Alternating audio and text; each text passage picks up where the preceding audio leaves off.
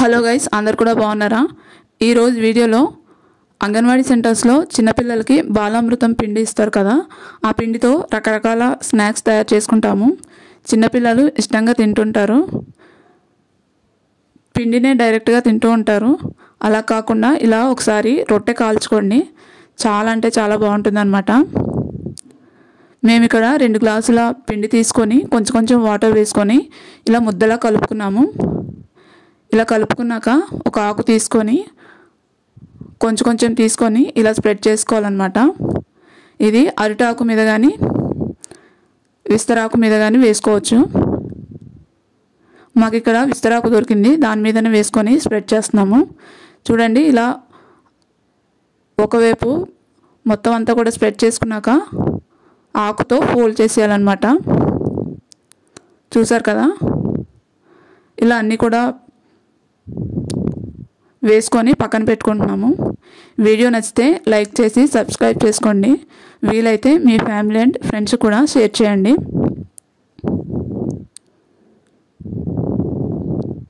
ఇంకా బాలామృతం పిండితో ఎలాంటి వెరైటీస్ చేసుకోవాలో కామెంట్లో చెప్పండి. పెనం మీద పెట్టుకొని కాల్చుకోవాలి 2 వైపులు కూడా.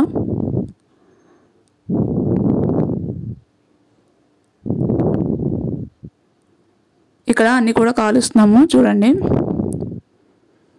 రొట్టె ఉడికిందా లేదో ఎలా తెలుస్తుందంటే ఆకు ఇలా సపరేట్ అయిపోతుంది అన్నమాట. అప్పుడు తెలుస్తుంది రొట్టె మొత్తం ఉడికిపోయిందని.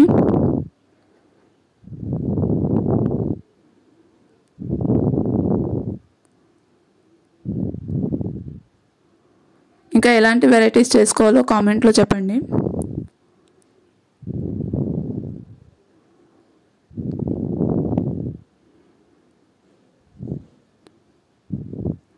ఇక్కడైతే రొట్టె రెడీ అయిపోయింది.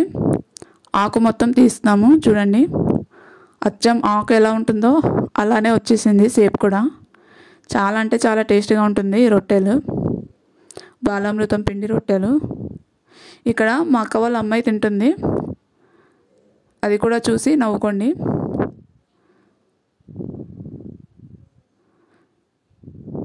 చూసారు కదా షేప్ అనేది ఎంత బాగుందో.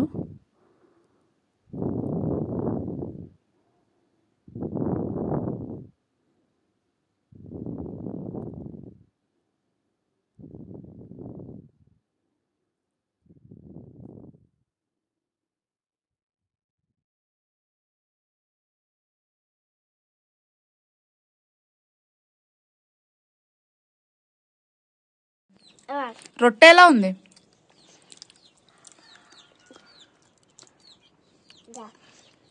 బాగుందా బాలేదా? నిజం చెప్పు, బాగుందా నిజంగా? ఇటు